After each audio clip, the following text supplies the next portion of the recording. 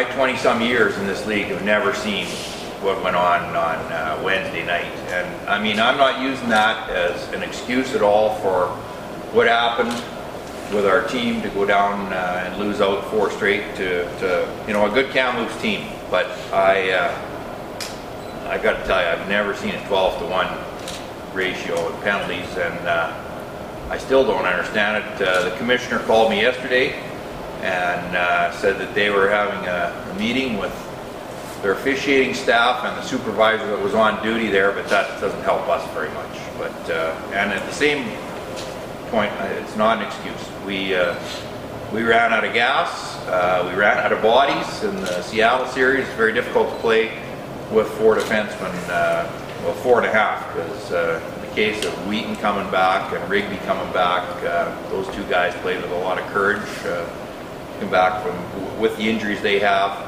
and now both will move along here early next month and have surgery, and you know, we probably won't see either of them until into October, November next year.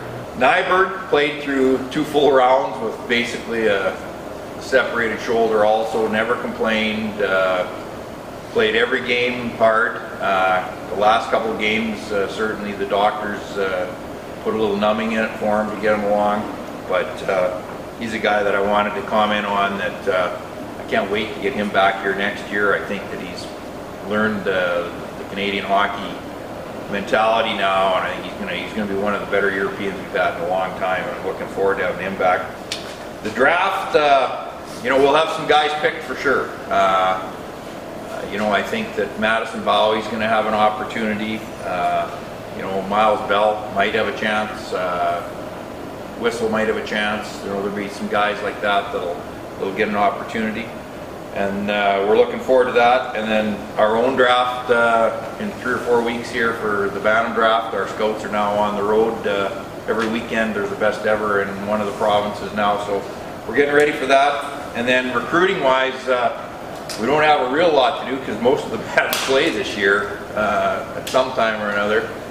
We have a couple American kids that Ryan and I and Danny will probably get busy on seeing where they stand. When you don't have success, you have to take inventory as to why. And we want our players over the course of the summer to really understand kind of what went wrong. And I think looking back at things, one mistake that we made was the start that we had against Seattle. So we put ourselves in a real tough spot, having to play 7 games in the first round of the playoffs. And that's something that's difficult to overcome, especially when you're playing against teams that are the caliber of Kamloops the second round. And I think, you know, the second thing, we weren't as good as Kamloops in regards to the finer details of the compete or playing with heart or payment of the price. And I think that Kamloops team maybe learned that last year from their playoff run, where unfortunately we didn't have that opportunity the prior year. So this hopefully will be a good learning experience for our players and getting them to understand that there has to be more come this time of the year if you want to have long-term playoff success. The way it went in the last couple of games with the penalties and that kind of thing. I mean, obviously some was reffing, some was maybe discipline as well, that kind of thing. For you, on the bench, what are you saying to the guys as you're seeing them do things that maybe you don't approve of, that kind of thing? Well, you know, I think a little bit of, you know, in regards to Game 4, some of the penalties are fatigue penalties where guys get mentally tired upstairs and they allow their sticks to get away from them at times. And that's what happens when you're killing so many. But I think we were a team that over the course of the year we improved on the discipline side of things, where we weren't taking many penalties at all once the season moved on and into playoffs as well. We did a good job with our discipline. Unfortunately, in this series, you know, there was a few calls that were made against us that shouldn't have been, and I think we were also deserving of a few more power plays in that series, but that's all things that players can't control. They have to just focus on playing the game the right way and trying to make best of whatever situation they're presented.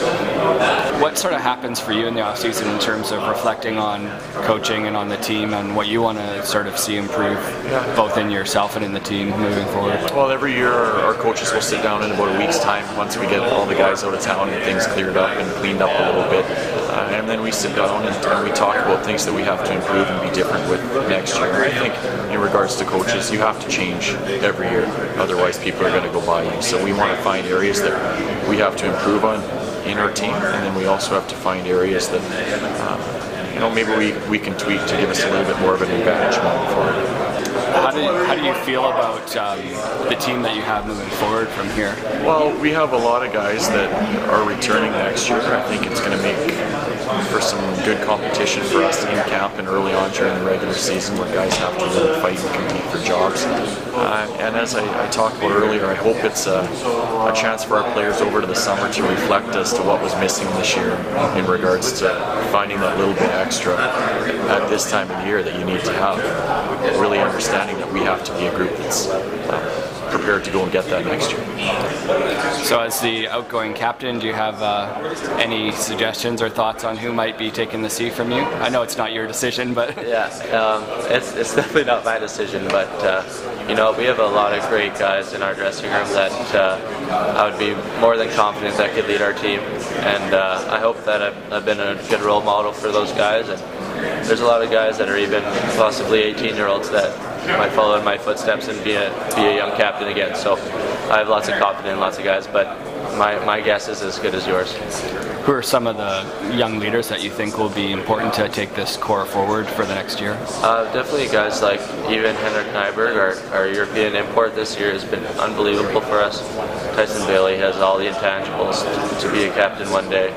Even younger guys like Cole Lineker has been unbelievable, stepped up. He's a great guy and he really cares about our team and really cares about performing. So there's lots of hopefuls, definitely.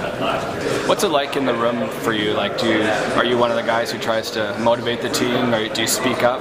Yeah, I'm one of the guys who try to motivate the boys, especially on the bench and stuff, trying to get the guys fired up in the forward room, because it always helps to have a couple of those guys. We have a few of those guys that do a really good job of it. How do you feel about probably stepping onto one of the top lines and really being one of the key faces on this team next year? Well, being young this past season, you learn lots from the older guys. Like I learned lots from Colton Sissons and how he handles it all the time. Being playing a lot of minutes and stuff, he handled it really well. Then in the playoffs, I got to have some of that pressure on me, and I thought I did a pretty good job handling it. I'm going to be ready for next year. I think we're going to be a powerhouse next year with all the guys we have coming back. The defensive core we've had for the past 2 years, they're all got 2 years of experience now, and we're going to be a really good team. With all the transition, obviously every year in the WHL as players move on and graduate, this year it seems like they're going to be really counting on you as one of the people to produce offensively and sort of fill some of those holes.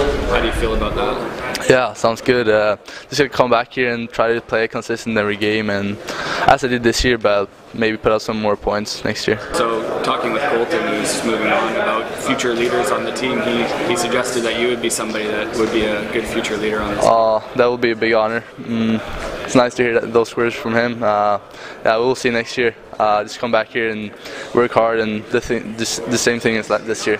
Obviously this round has been a frustrating one with a bit more goals against than you'd like to see. Yeah, there's a lot of goals, or a few goals I would like to have back, but like I said, this is a learning experience.